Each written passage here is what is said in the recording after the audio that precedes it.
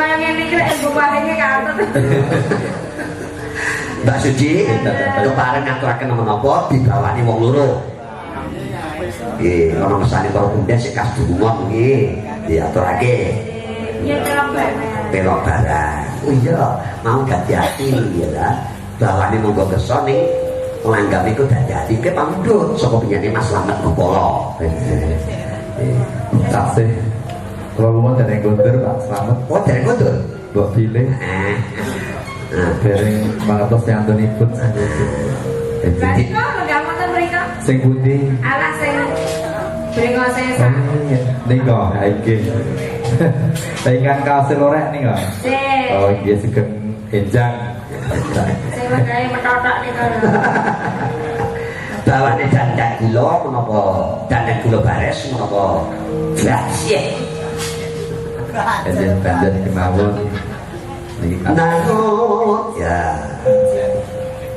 lamun rasa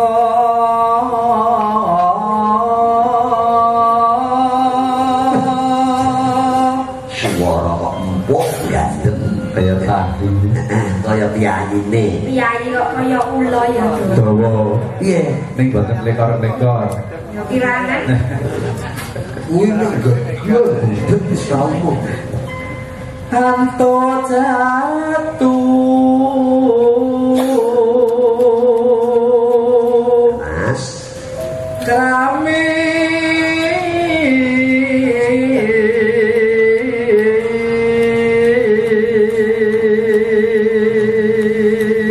aku di suara kaya Mas Kudu tenang ora ucara kaul becak Biasanya mesti bangsa ujare elek. Napa? wayuh nek. Aku lapor. Potong aku. Terus dan prayitno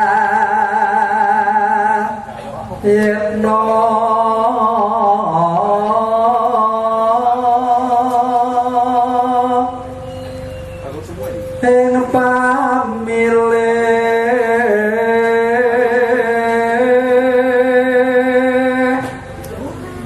ira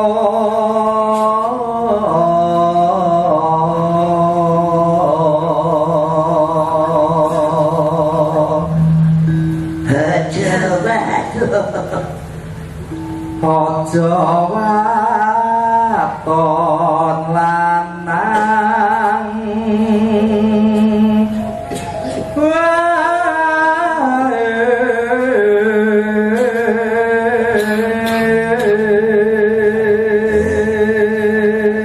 ini sing bawa kampung ya aja waton lanang bae nek sing waton ya waton bae. Terus aja milih wong bagus kaping iki mulane jan diboleh beno. Aja pilih wong pangkat. Ora bagus. Panjenenganku kendel mawon. Ayu. Ayo kalau mancing sekali wali ini betul. Potong kapok. dipotong mengentek atau apa Masih menang di kene malah tukar motor. Menang aja. kabeh pindho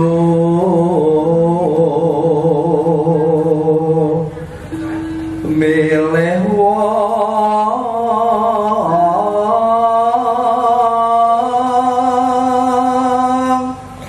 sugih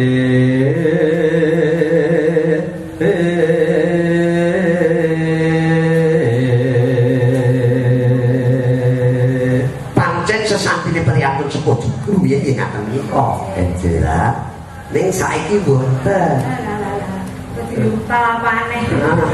Lah wong bagus ra entuk wong sugih ra entuk diuntal. ya ora kere mawon Apa ngedoli mentok ngono ngene.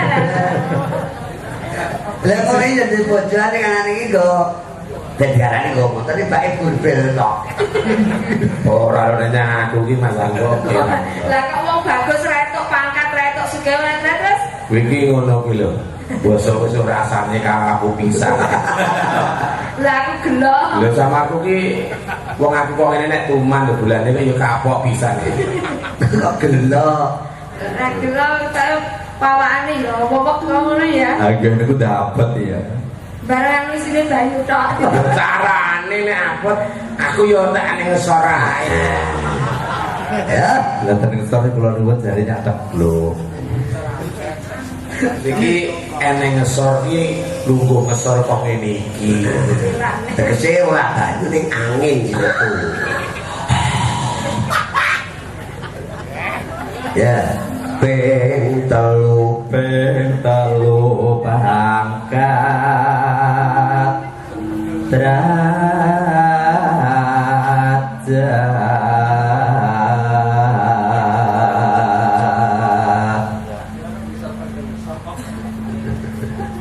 iku bisa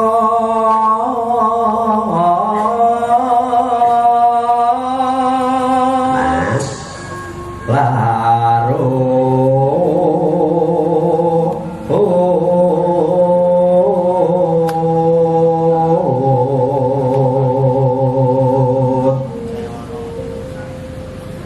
kena sambang serah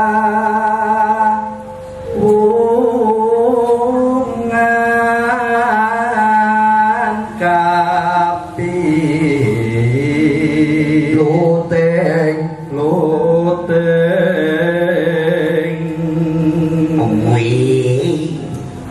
wit sorong kang manis manis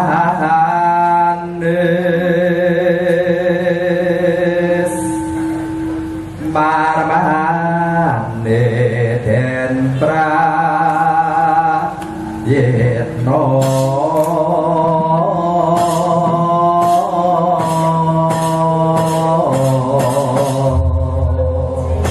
Mereka pun gantos pamriko ki Mas. Oh, saged monggo, monggo. Kupinge pengrane dijereng ya. Ya monggo, dados.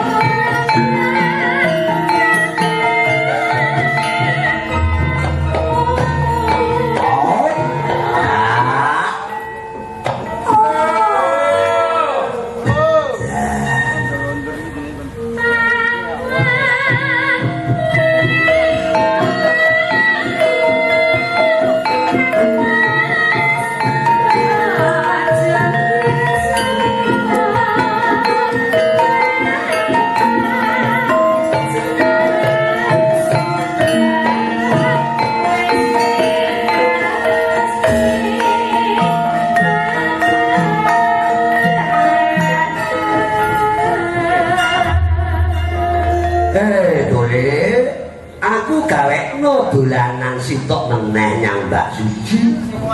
Dolanane apa? Iki mayal-mayalan. Aku ki wong tuwa oleh gawekno Aku ngene iki ya, Ger.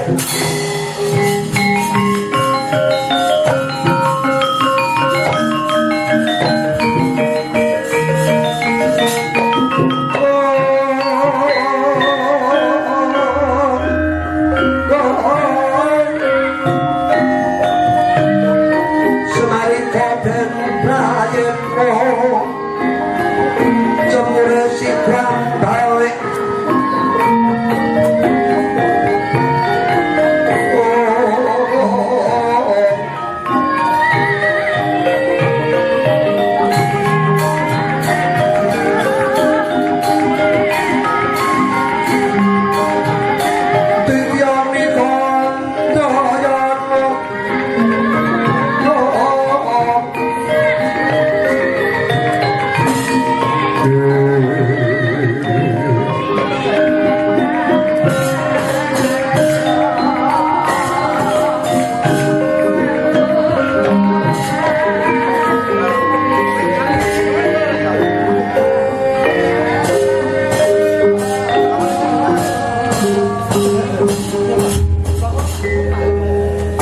walukun lakuning lekas kita inuting kita katung kadeng ngomong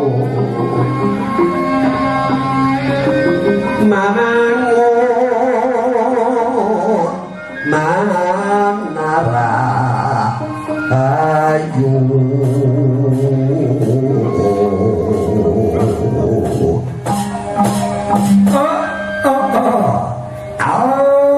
ai bleget ukek malsak duli tondoro ndara pepundhen kula ndara jimat sesendang kula Gus Kakang Semar sing ngewi madu kandara nganti ingkang abdi wulu cumbu kula lan anak-anak kula wiwit saking kasatran madu para ngantos wonten nadyaning pertapan menika wonten wigatos punapa Den Kyai jeneng srojen kanthi swanungsan Kanjeng Hyang Kresna Dipayana Sirawit Pondaramu Margono nuwun isita sasmintaning dewa kang mandhut manawa iki dina Sang Hyang Jagat pratingkah ya Gusti Dat ingkang maha jagat bakal nurunake Nurpati kraton wahyu ning ratu ingkang kawasta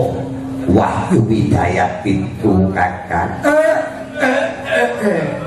dados rikalengan punika dewa nedya nurunaken wahyu widayat itu monggo Kakang miturut seta sasmintaning dewa kang mandhut sapa kang bisa nampa wujuding nugraha wahyu Nurpati raksakaning wahyu widayat itu bakal bisa nurunake rating tanah Jawa Kyai lah sasampunipun Prabu Kornampi sita sasmintaning dewa lajeng sowan tersanipun ingkang Hyang Penemban Begawan Wiyasa ngendikanipun ingkang Hyang kadosa pundi Ndara nggih Ndara keparing paduka paring dawuh inggih Gus ingkang dikantong bolong nyuwun katrangan kula nggih Ndara Semar kula sabda timbaling Kanjeng Hyang Kresna Dipayana ora bisa nuduhake ya mulai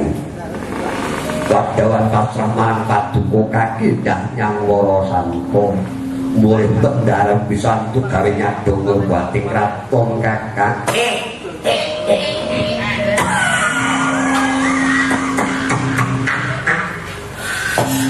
dados Sang Penemban Kresna Dipayana pasrah kalih kula ya sabab miturut ngendikaning Kanjeng Hyang Paduka Kakang Semar menika mustikaning manungsa kang wis mangerti jangka rawan kodrat. Kula niki nggih ngertine mung sethithik. Sing akeh niku candra bahasane niku. Gurit niku sing akeh. Kula niku nggih ngertine mung sethithik. Niku ndara ngaten nggih. paduka pun waslan kuatos nyadongur bating raton ingkang kalestanan wahyu niku nek enten tembange Asmarandana sapa bisa nemu iki ora angger sawanga mesti ana pilihane sapa roh jangkane jaman eling lan waspada kanthi tujuh lan jujur manut karsane Hyang Sukma niku tembang. Lah tembang iku ampun dipangenentah perkara tembange aja dirungokne perkara gendine. Nanging surasane niku kedah dipun ngonceki, surasane niku kedah dipun goleki. Lah sapa bisa nemu iki ora ngersak wong-wong niku mboten kenging dituku sugih bondo kaendane wujud kebangkitaning kawiryapan. Mesti ana pilihane ingkang pinilih manungsa ingkang sampun kaogo tegesipun kaogo kuwuh marang Jaka lan jaman. Monggo Jaka lan jaman iku cakra panggilingan bebasane jer wong nandur mesti bakal mundur wong milih bakal mulihake kanthi tujuh lan jujur tujuh niku mantep mandheg jujur niku mboten duwe watak goro nek iya ya iya nek ora ya ora dan manut kanasaning Hyang Sukma Dewa sing gawe urip niku mboten mapan mboten dunung mapane Gusti Dak ingkang maha menika wonten hangga salira hangga niku awak salira pribadi. Sapa sing ora percaya marang pangmasaning Gusti padha karo ora percaya karo awake dhewe lah Ndara.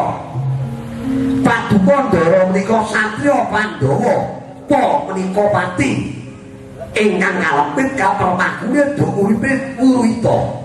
Parandene baranapak beksa kempas puspan ora pampat. Tandha ing riku palintiran. Ndara.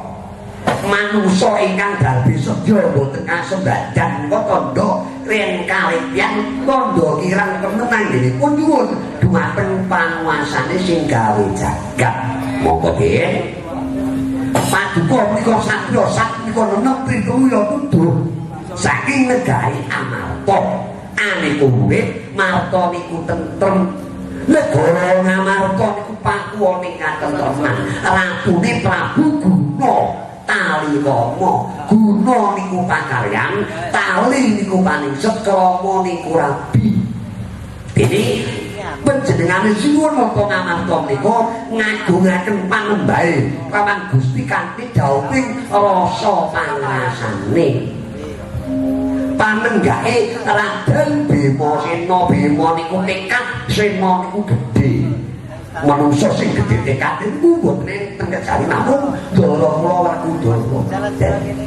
Pamanjane Raden Herjuna, Her niku banyu julandhep nawadai.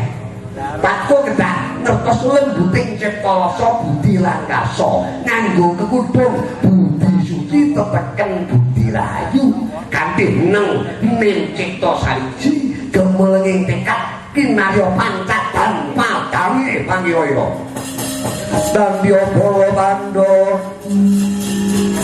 Biyo kumulung nang musring saka Kurawa Merot katut larut kapirayu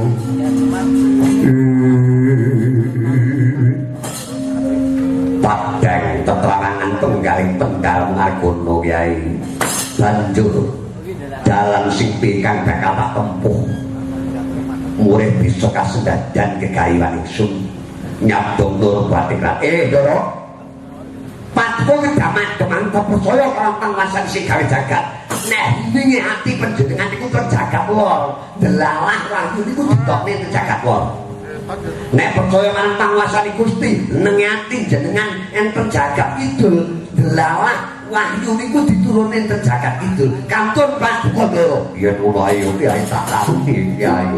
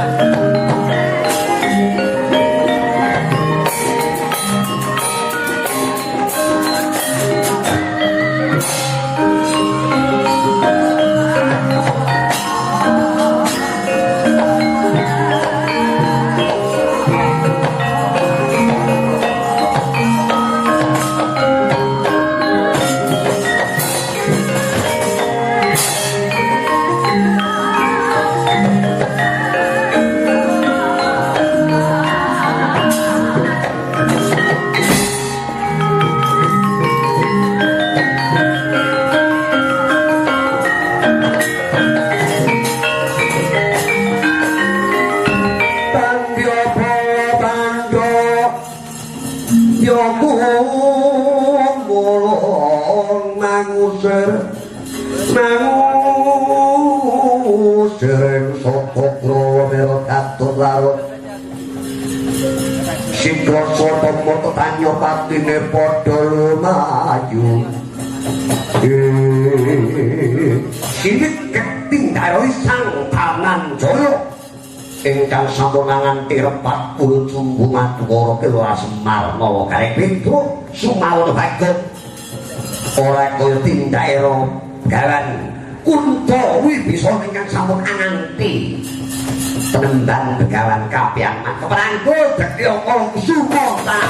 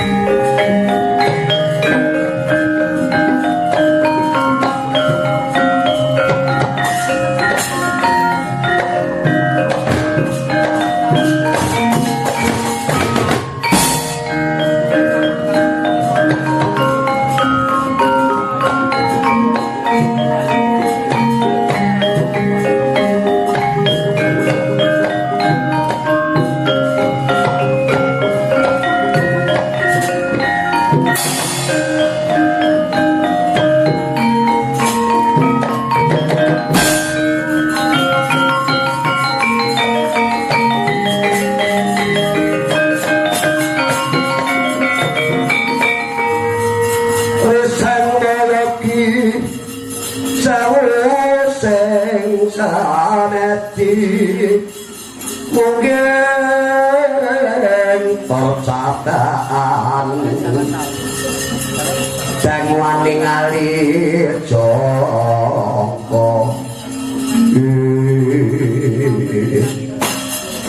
amomang sabdo tinimbalan-menimbalan jroning swasung kanthi ngawang jagat njalak paningat ngambah ing Jumantara kowe weruh apa anoman wah mboten sebab menapa-napa penimbalan kejawi namung mendung ingkang regemeng menika wonten ngajeng punika anoman yen sinaman kanthi netra kepadakan kae kang lumbur wujude pedhot utawa mendung nanging sejatine gawe panos maning raseksa lho kok ngaten iya abine putuku tanah sewa mbikukung kula jenenge Dekyaka Sumantali walah dalah tajing kae dibongkot kawan Bigasura kon goleki aku mikatosipun aku bakal dipateni karek Prasetya luwih oh apa kake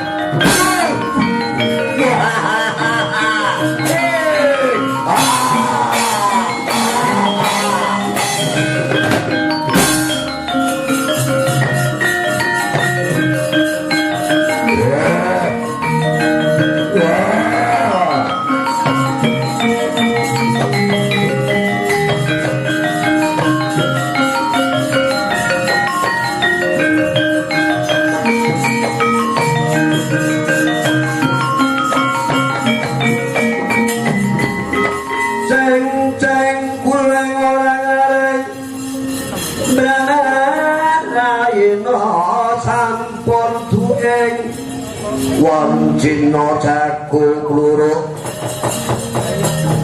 meko-meko sampun arya ngarga-arga kati ngalih pamitor masanusi wah Tong tete wangkul ludra mas patek raja dewaga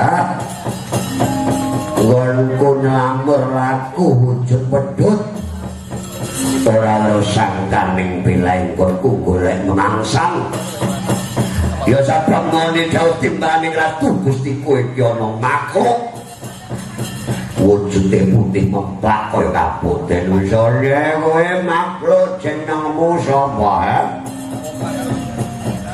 aku Riwanda oh alah kowe iki Riwanda to jare Riwanda iki kancanane Lukas Lukas piye aku ki Pragusa oh mbok ngomong Pragusa ngene wendang kecekel nek jare Pragusa kuwi nang Sumatera iki buta pengung aku ki Riwanda Pragusa yo Wanara lah Wanara mbok ngene nang wis cecok nek kowe Wanara Wanara ki jare mantune kawin Kuwi buta edan. Wanara ki kethek. Oh, ala mbok muni kethek ngene ra wis rampung. Kowe kethek. 23 to kethek iki. Buta ramal lho piye nggih sampingan lho. Ben aja stres.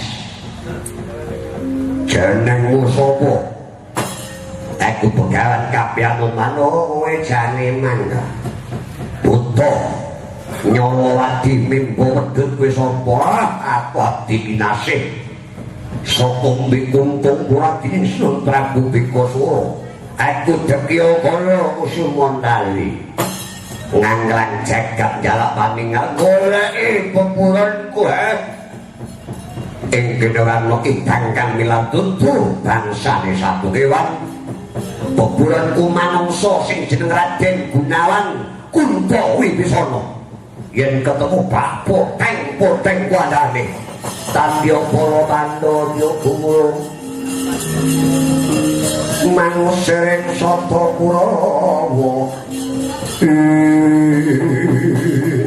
desmaling ing jagat glek-gleng pipanuswaning jajalan ayo aja ngrasani pepundhenku sang penemban Begawan Kunto Wibisana kowe pernah apa lawan Gunawan Kunto Wibisana dudu sanak dudu kadang nek mati drupake raimu kuwi lho arep kasar temen kowe sing bathe yen pancen kowe mbragah ndepani pamuk padake terus mati tak lakon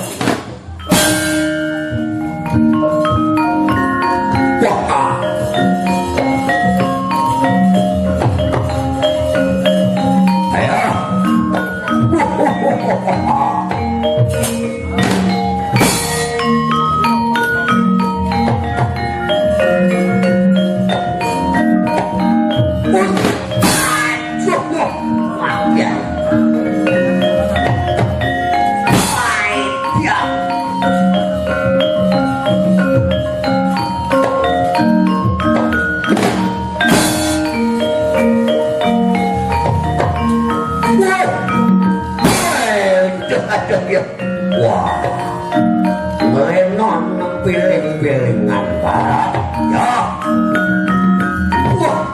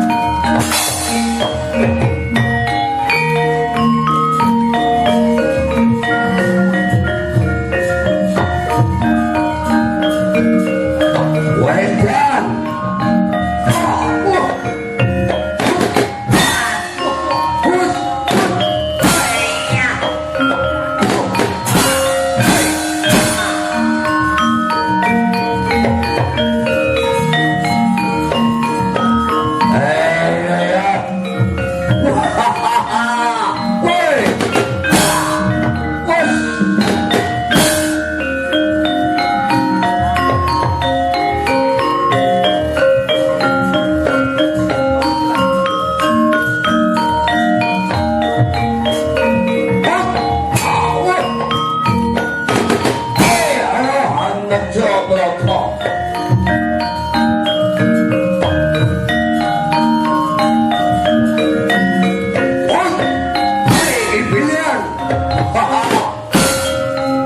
Yes.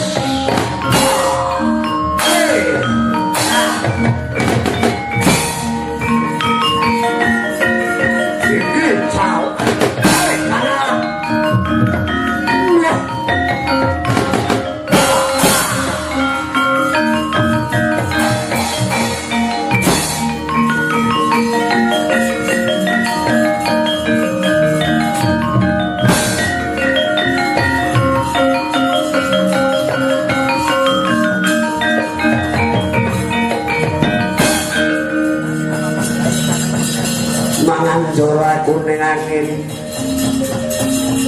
kuntur rakanya kowo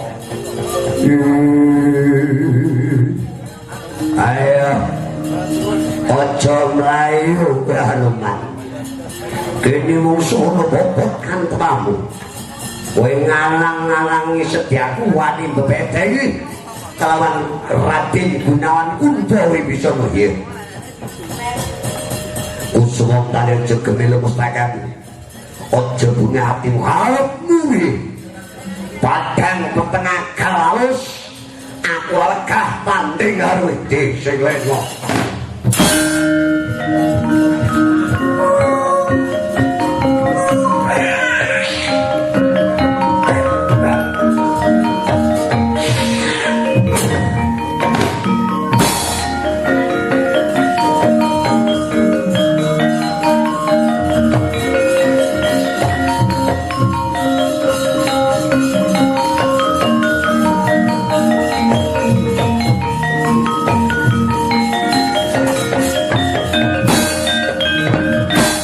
soroteng tandang somo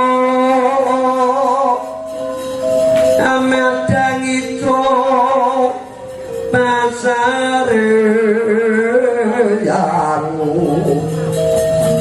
ngenani watur normu-remu kalingan kang rangah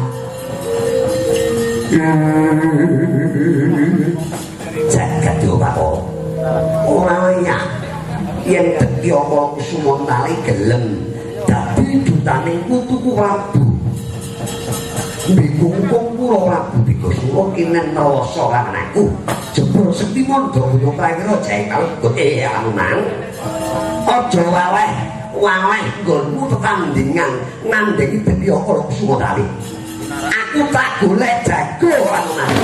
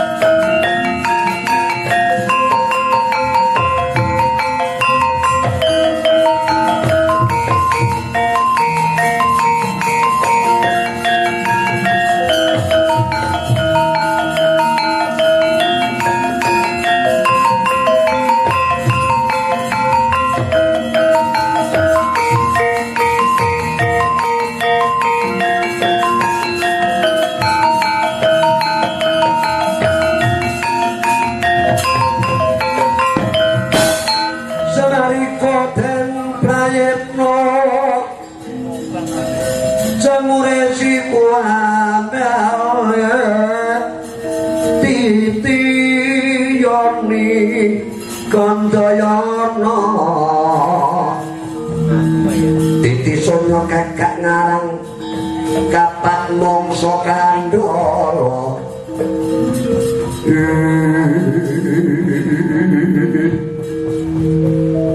jagat dewa Bathara mang dituanke kepareng kula anila kami wingking pundi kang minangka ngajeng kang sedya kepareng ngokuhanila gondo menawi paduka satunggaling brahmana pundi asrama paduka sinten para paduka menawi paduka satunggaling Nalendra wingking saking negari pundi lan sinten jujur paduka sinuwun bela dalam jagat dewa Bathara kana tenan basane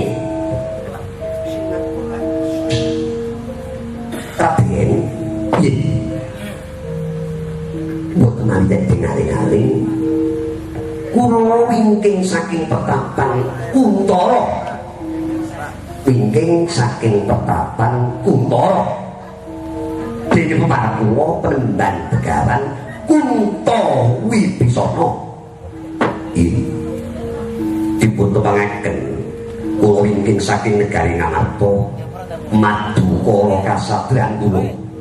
Kula pamadyaning Pandhawa kas kula Raden Janaka. Inggih Raden Aduh Raden.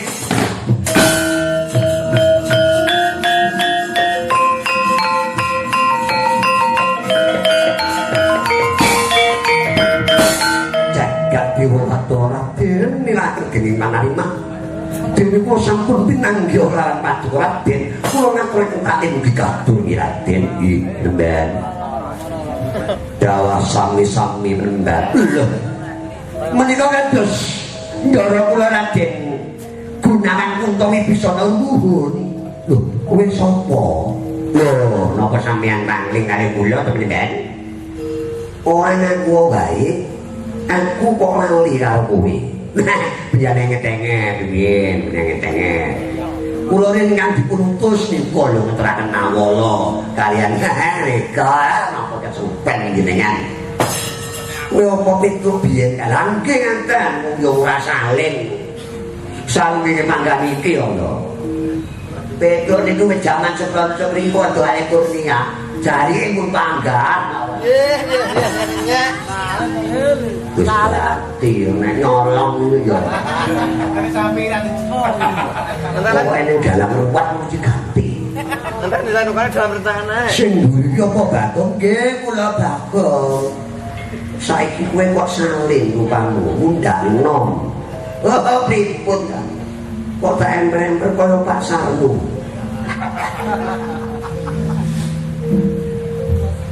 Kok dienggo karo wong budal. Raden wonten pangandika dawuh Penemban.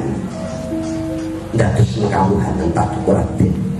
Kula menika bobotipun natopi kewajiban ingkang kedah kula ora mangken Raden. Andados kawingan negari Pancamati Denda menika saking pangrektanipun Koko Prabu Rama Wijaya. Lah Kanjeng Suwun Rama Wijaya Seda tilar putra kalih nami Raden Rama Keling lan Raden Rama Parasu. Raden Rama Keling jumeneng Narendra sampun sawetawis warsa wonten negari Pancawati dolah. Wonten Gustunggal Rasa niku nampi nugraha saking Jawata wujudipun widodari ingkang cacah 7. Widodari ingkang cacah 7 monggo Raden. Kula wamas saking cipta sing kalening binaro akad lan pamore menawi to Raden Rama Keling boten kawawa dawuh kelawan widodari ingkang cacah 7 sabab widodari ingkang cacah 7 menika salokaning nur buat alaksananing teksipun sapa kang bangkit nikat reh tangkut kula ajungi sapa kang bangkit reh tangkut kukutaning jiwandra dawuh kelawan widodari itu mongko widodari itu menika panuswaning ponakanipun ratu singkas badan dawuh badhe nurunaken ratu ing nungsa Jawi.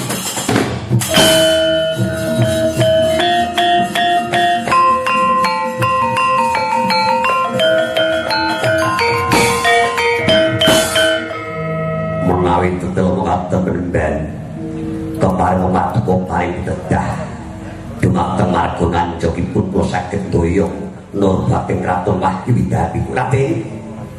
Inggih namung Paduka ing kedah madangaken swasana wonten ing negari Pancawati Denda. Kersa Paduka suka pepanggihan kelawan widodari ingkang cacah 7 nanging wonten salanganipun setunggal.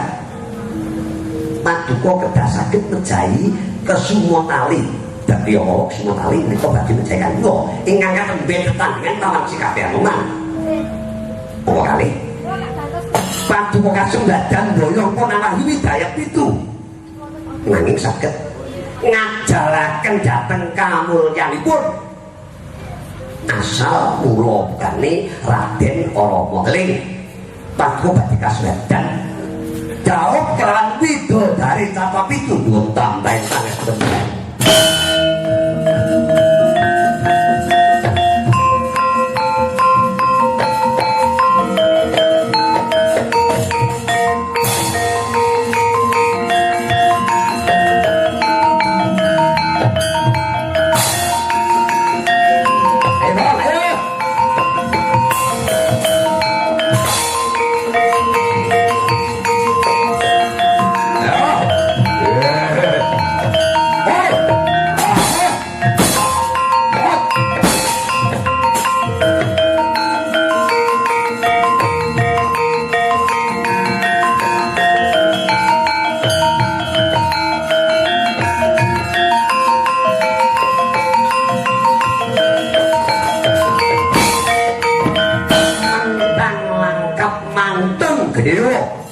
Trisangdanan Jamusti Pusaka Pasopati ingkang bidharipun dapur wulan tanggal mencorong cahyane pinentanggal kanthi maos Raja Kalacakra Gumbala Geni sumepret suarane pecah tulisanan.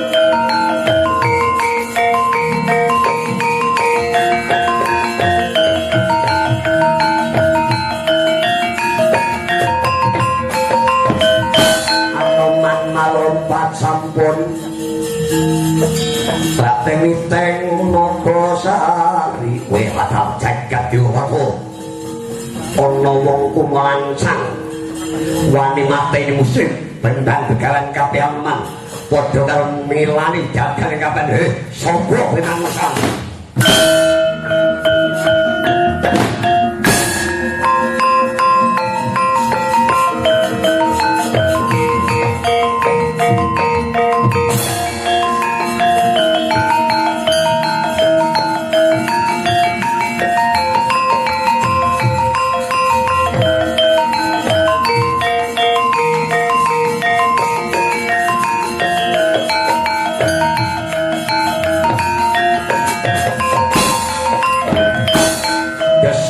ing jagat geleng-geleng bimaneswani jajalanan ana pawongan umawani nglangkai bangsi Anoman padha wani ngilani dadane Anoman sapa kang wani mateni musuh Anoman Dagya Sumatali genti bapak tandingan kalaku sing Jaya Sumatali aku yen ngono kelakon gerak botenge Anoman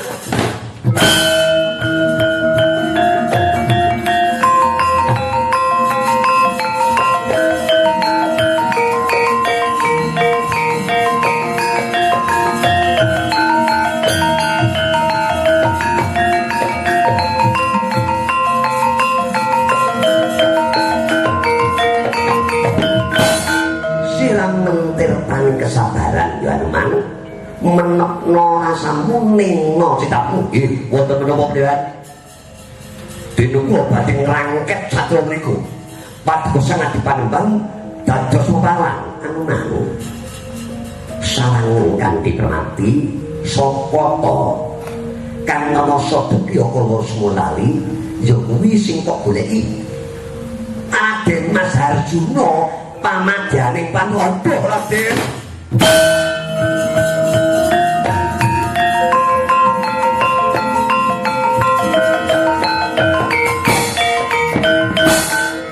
Aturaken bumi panuwun ingkang tanpa pepindhan Raden. Kula mboten ngertos menawi paduka Raden. Iya. Kula matur sembah saestu kula nyuwun samudra mungkin sing pangaksami Raden. Raden kula mboten wong edan. Bae wong mesku lho lambe kok kaya banyu-banyu. Ning wau gedang kula kala-kala ngene. Kula lebok nenten katoke Bagong. Kok Bagong pas turu. Lah kok buka aku tanyang jendek.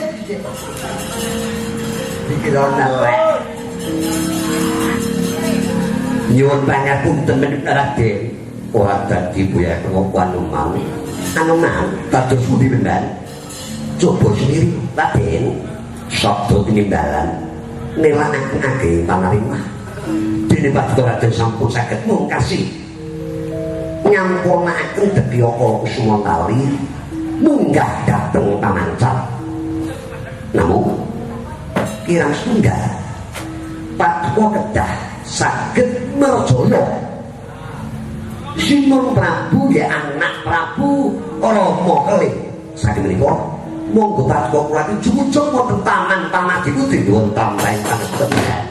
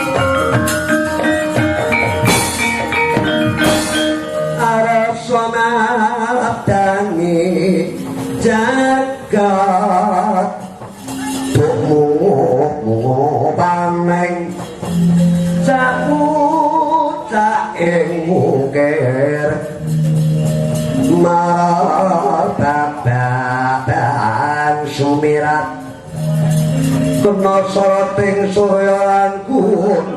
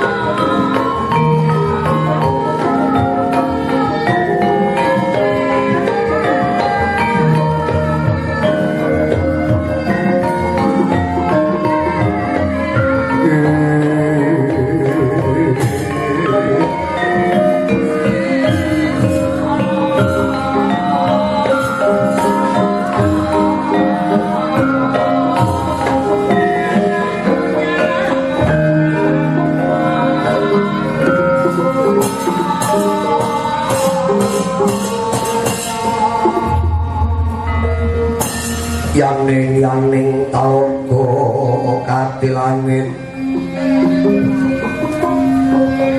nembang tebas bulan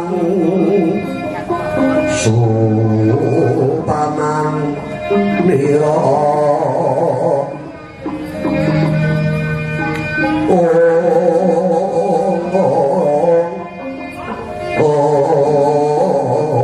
saking colo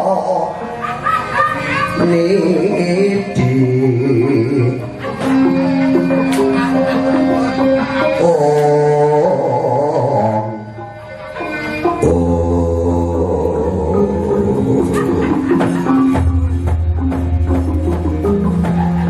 ya jagat diwopatono jagat nangis tuwa wong ayu garwane ingsun bidodari kang cacah itu sira minangka nugraha saka Jawata kudu dhaup kelawan neraka nanging apa to kang dadi saknyatane jeneng sak warsa dumunung ana negara Pancawati Denda aja maneh jeneng sira Kersoladi marang wong kakang saklimah wae durung kulino sira paring pangandikan wong ayu mara kejo sawawa laden ana marang wong kakang manto tak mban manto tak aja wong ayu yang tilampah jiwatan atau jumanten adake sosro tironilo widuri puspo kepu boleh tentak emak dadi sira ning kuning wong kuning pengawakan anggono sari-sari budhe kembang cemoko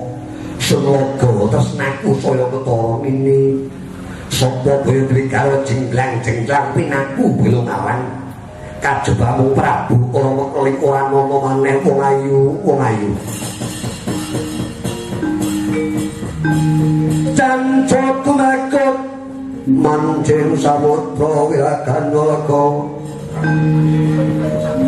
banyu semaput pentes melake nganggan nira Sita Krita sang Arjuna mulat citrane widok ingkang cacah pitu megeng napas tangkawa ngampah hartane asmara ya nrambul marang Prabu Rama Keling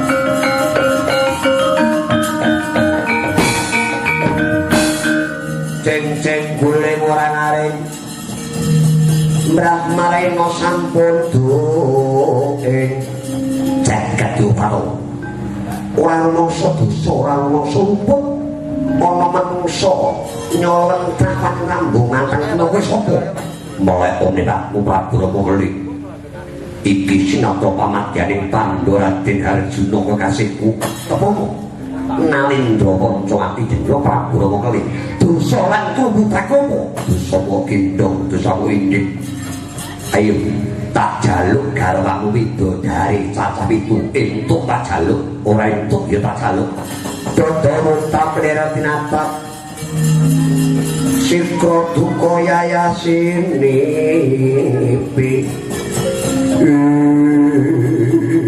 jagat loparo ngabangake kuping kandham apa papamu ya kowe kasedadan kau lawan garwane sun widodari cacawi tuadon bisa ngangkai bangking Prabowo gawe jar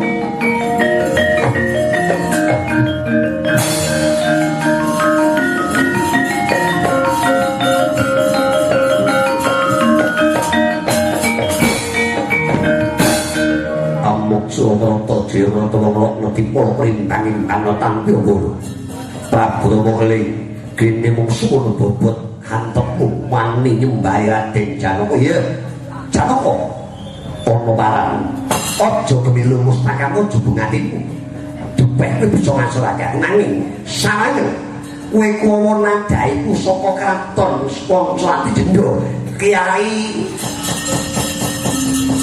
Aswati jebol dadam tak gloni barang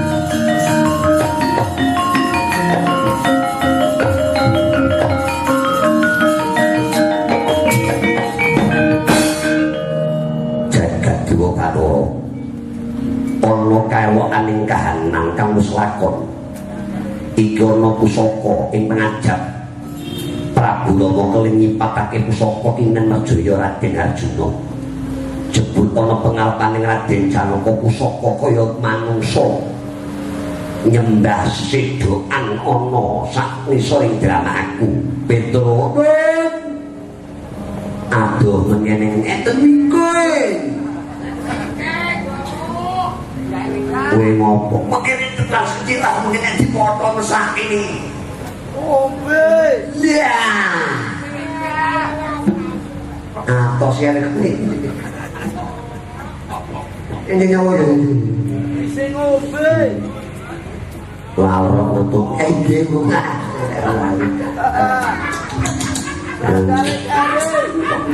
kali itu oh sik ini nanya wong edan wong edan lah kanjune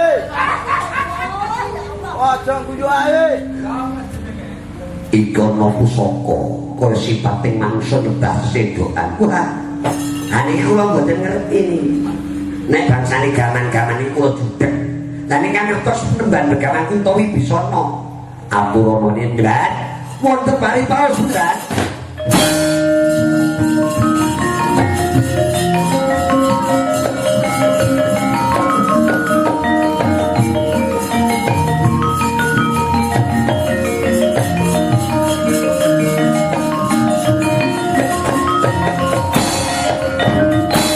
wonten menapa Raden Brendan Prabu Rama keling nyipataken pusaka saking kendenge nampak dumugi pengalpan pusaka nyembah sedokan menika pusaka menapa Brendan ora jagat dewa Raden menika sampun wonten tandha titik-titik geragat sesungguh kagem netepaken marang Prabu Rama Kring badhe minggah dhateng paman Mansur kados miuni ajar kamulyane punika pusaka agemanipun Sinung Prabu Rama Wijaya dunaka santeng namipun Guwa Wijaya Kyai Guwa Wijaya menika kedah paduka ingkang ageng lah pejahipun Prabu Rama Kring kedah sinipatan kaliyan Kyai Guwa Wijaya namung sanalipun paduka Raden ing tata lair boten nandhange kedah paduka ing tata lair sungkem dumateng Prabu Rama Kring menika kagem sawara senggah inggih pangga kalih pucuke Kyai Guwa Wijaya kedah dipun olesi kaliyan Unir Petruk Nun golek Unir Kyai Kyai niki bakul jalan yo ulang-ulang anak golek Unir oh yang alun-alun alun-alun tidak hanya kuda dan Pak 7 Pak 7 niki Unir sampune Unir sampun rendan kedah dipun taleni kalian melak pringgulung Petruk pripun golek melak pringgulung Kyai saniki golek pring niku angel mboten jamake eneke pring gabal ing Pacitan yang wah kan saniki 100 ojo kuwi apa menawa ngene bahasa mau kaya si kabuan Belandaran iki muni Mbah Kabul tinggalan suatu pelah panik pas saiki niki belanja mau niki niki pringulung nih sampun rendang kedah dipun paringi aku golek aku kongkonan iki mbuh pisan beto golek Unir pring kula tinggi pringulung kawanku kongkonan nambah panisane oh iya kongkonan pek gelem wis kuat ya ayo kau bae kok pek upload iklan yo nasu niki wah kelau niki aku sampun tenan ayo pone ayo muni apa nek kedah dipun sokjeni mawi degan klapa ijem golek kambil ijo Petro iya mana iya oh cepat kita tekan kok ini sak janjang ini tadi ini wah ini wih degan apa wih gede kabel kaya konci sampun menang sampun paduka kedah srama menepaken raos ngeningaken raos maos sasta jendra heningrat sasta cetha paripurnane maksud lewat gumbala geni mangestuaken dawuh timbal paduka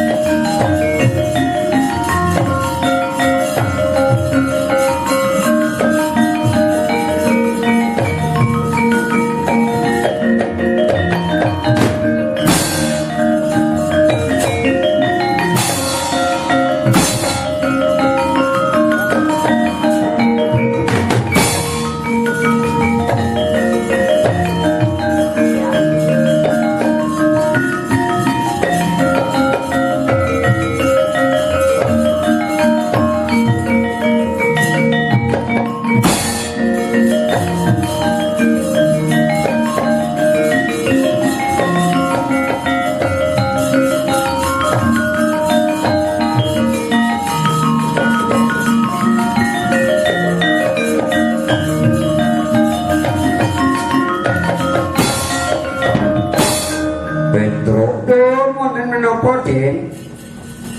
Sakjroning Prabu Rama keling ikana cahya gumebyar mencara sacakraning panggelingan wujud kaya sesupe yae. Lho, iki ahli-ahli ngene. Nek ahli-ahli kuwi wis dadol sitok. Mulane denanak itu ber selawani. Hani iki sing ngertos iki sang penemban utawi bisa ana iki.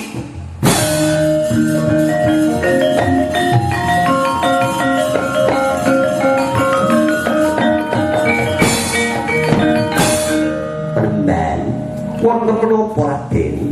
Sajroning Prabu Rama keling wonten wujudan cahya ingkang mencara sacakraning panggelingan wujud sesupe menika menapa penemban? Lah menika agemanipun Sinung Prabu Rama Wijaya ingkang nami Sesuca. Sesupe Sesuta Udira dipun puja dados Prabu Rama keling kalian Prabu Rama Kalasu. Saking menika Raden kedah paduka ingkang ageng sabab paduka ingkang kedah nurunaken ratu ing mungsa Jawi sabab ratu ingkang ageng mungsa Jawa menika wonten pitu ugi perang ageng wonten ing jagat tanah Jawa wonten pitu. Iki mangestaken dawuh timbalan paduka monggo paduka enggalo pepanggihana kalawan bidodari kang tansah pitu.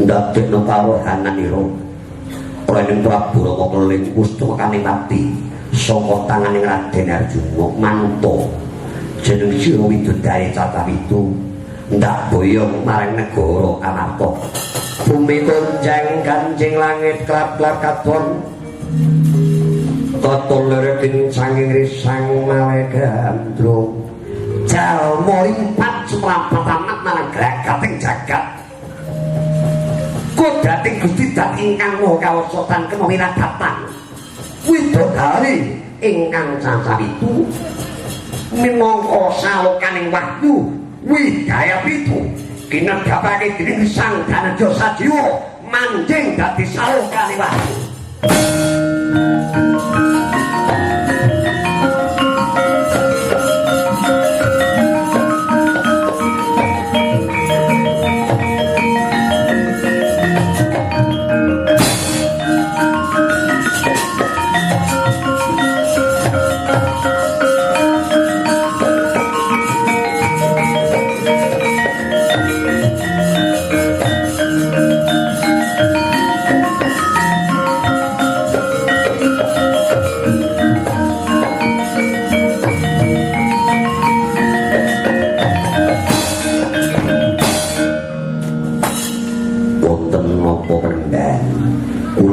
Rangkul ngaya paduka minangka kagem nélakaken agenging panarimah paduka anyandhep pendhan Raden paduka sampun kedunungan wahyu widayat itu nurbating raton salokaning wahyuning ratu moko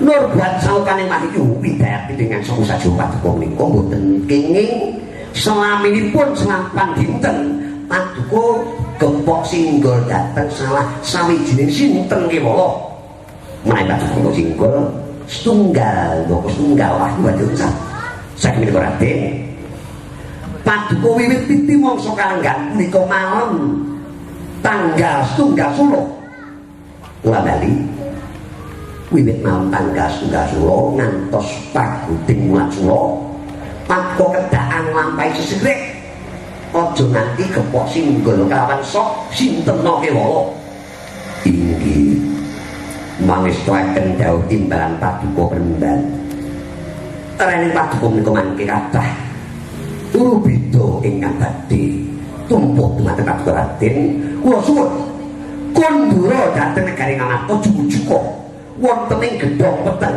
alampah slaminipun selapan dinten Raden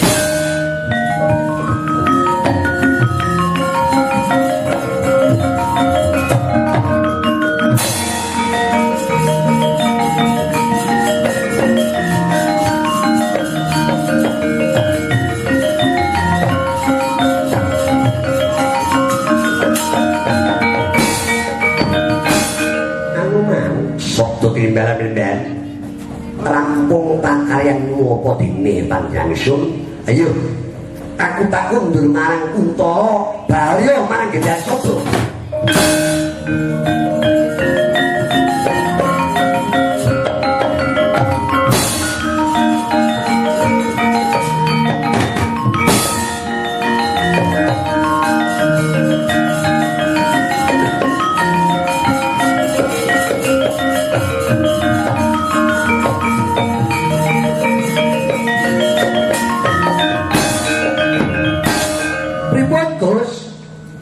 Sugadang menapa boten anggen Paduka nggayuh punawahyu pangestu entuk gawe metro.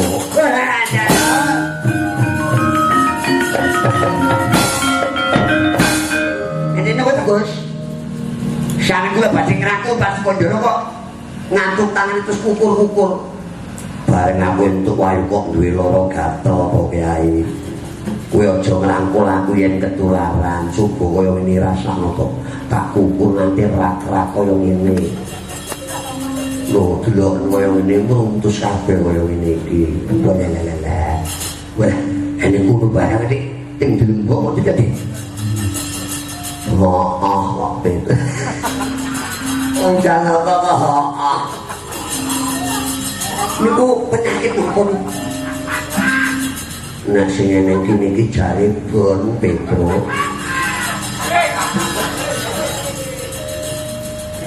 Lah kancane sing gawa sinten? Nek omonge ora mung bocah. Sing gawa kae lho. Kancane Bon ki apa? Apa wae? Mula saka kuwi Kyai mrikon. Matur ana saning kula kundhen Paraga Pandhawa. Aku bakal undur marang Goro Ngamata jujuk ana ing gedhong peteng. Lelaku wae sesirik jroning selapan dina wiwit malam tanggal 1 Suro nganti paguting wulan Suraweta. Oh ngeten. Nggih, mangke kula badhe matur wonten sampun para pundhen Paraga Pandhawa enggal tindak Kyai.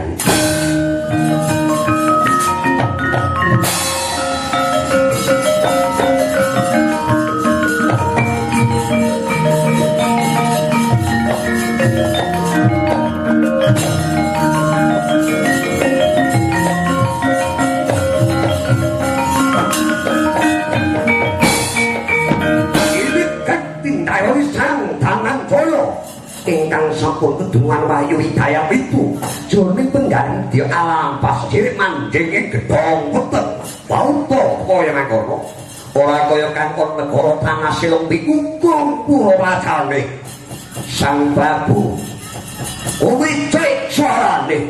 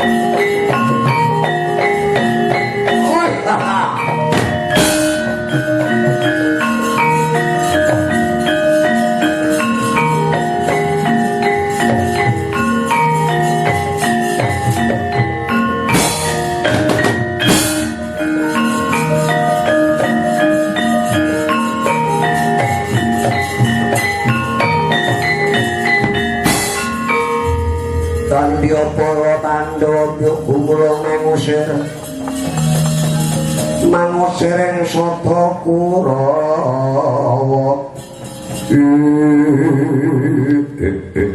Sinun wonten dalu katimbalan paduka mijingkeng patih Gardayaksa patih Sirasun timbali taat jak adu bawarasa ya wiwit aku duta marang Tetyaka Kusumatali wis ana dasa hari kalungguhan iki durung ketara tali nggon kuangrang duka Kusumatali Batasura ngenten sing mitra kabus kambanging sira itu saka panguntaate ngatimu Kusumatali itu gawe mateni Gunawan Kuntawibisono wae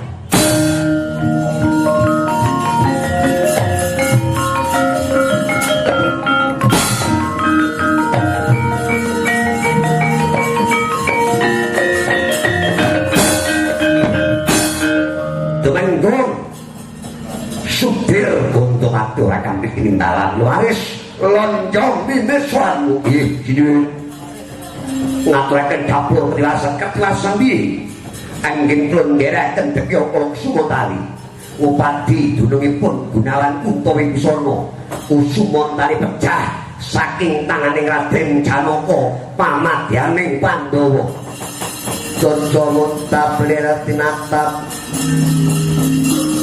Siko tukaya sinipi Tos mawan ngaten jagat kelakeng Masman siap jalanan Janaka pamadyaning Pandhawa minangka sesuling Gunawan Kuntawibisono Patih sabda tinimbalan dawuhna marang pemancar raseksa gedhe cilik lanang wadon kinen sikep gekaman derek panjane sumat marga ngamarta yen negara ngamarta sak lakune sak kawan orang unjuk pating jase ana sikilku tak dadani bumi angus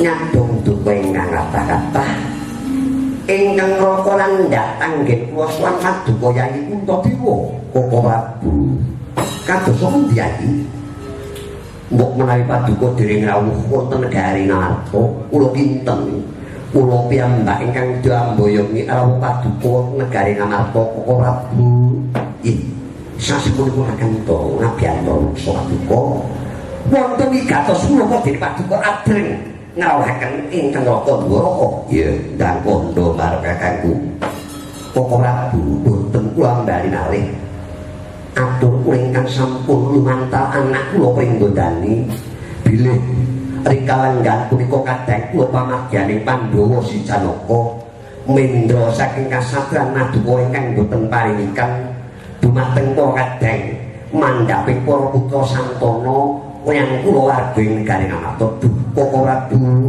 ndadosaken kodenging penggalih Koko Prabu Yai madhapun Mas Watos mitra garis kontrak ingkang datang miradatan Pandhawa kena guntang salah saiji apa dene bisa sirna saka lumahing bumi kula panyangkasa menawi to sampun langkung perang ageng ing tanah Jawi ingkang angkanen linastan Baratayuda winangun tetandhinganing Pandhawa lan Kurawa.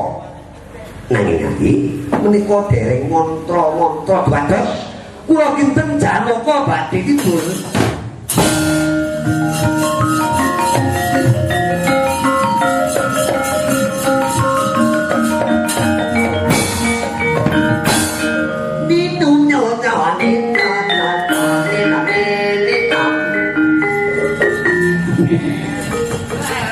Nuwun sewu Den, Kyai Petuk Kang Suman Petuk kowe ora kanthi timbalan narakno kraton. Wong edan. Esuk kaya ketokan iki wayahe sarapan dipun sampeyan iki. Genane itu. Ndadosno kaulingan Den. Kaulingan kepiye? Kaulingan kepiye Petuk? Niki ndara jemadi. Kabeh oleh kondo sing bener. Pripun to? Permati. Oh nggih. Ndara Permati kok nglair Jumadi. Ndara Permati sampun timbul mawon dadi semangke cucuk wonten ing gedha peteng sabab ndara kula Permati sampun pikantuk nur bating ratu Wahyu Widayat itu salokaning Wahyu. Tandya bala pandonya gumula mangusiring sapa kura mirot katon larut Petro. Dening para ratu kula wonten dawuh Den. Yen petela mengkono pendaran marga ngantuk muga nggih niku laras. Nanging menika mangke badhe wonten Haraulu. Haraulu ki apa? Sabun basah. Ada oknum-oknum yang sabotase. Sebab piye sabotase? Sinten makuk ing Gusti ingkang sifat nafsu ingkang lumrahe tumapak wonten ing bumi. Yen to nampa nugra niku mboten sepi saking petalan lan sampe kok.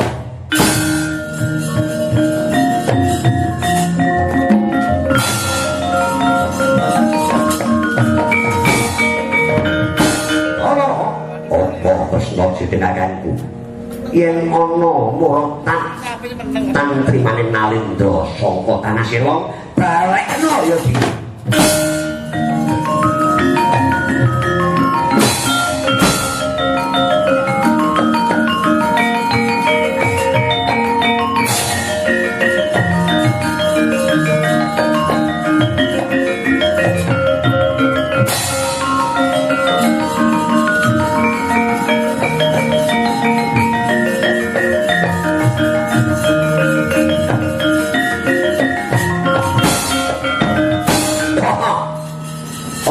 Sinatogong Birawa Sarandos mapake Nalendra pikukung Prabu Wirasula wis apa wis panenggak Pandhawa kowe Kudara Nalendra pikukung kula Prabu Bikasa Wahyu Padawa.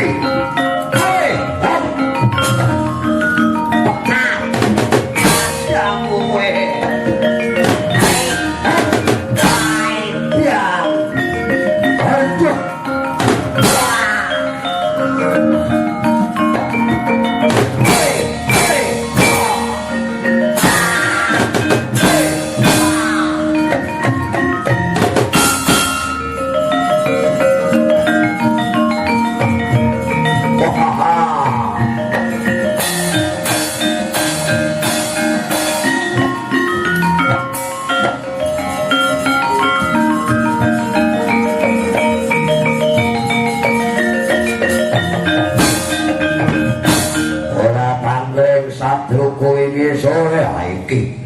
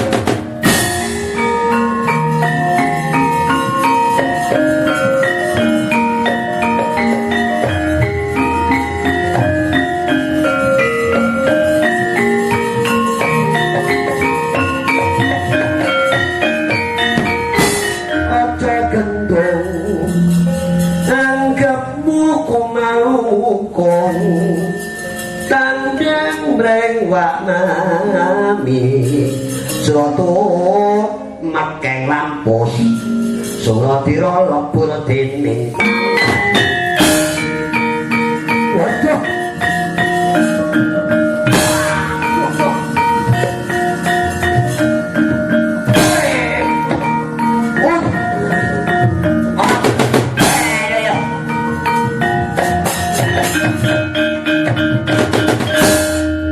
Sombatan menyulatah depan di bangku ndak salah nusrana sentono tansah brek kang ganggu gawe tenteman negara nganarpo mung ana sawiji jujut punarpo aja nganti ana dalem pekarangane sawarga eyang Raden Mas Tondo Winata ana getih kang netes balung kang cimlung suka sakit denda trimala wacake berarti sasta balik mbok diramu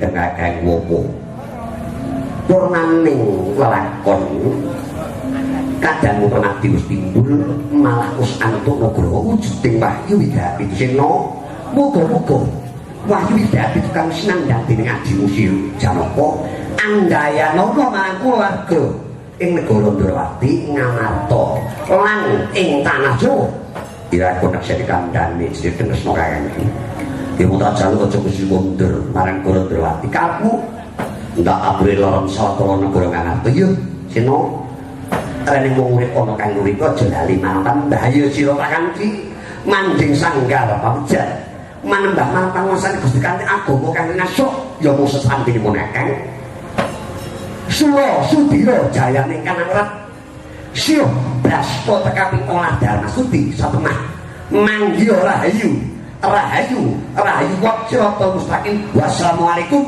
warahmatullahi wabarakatuh.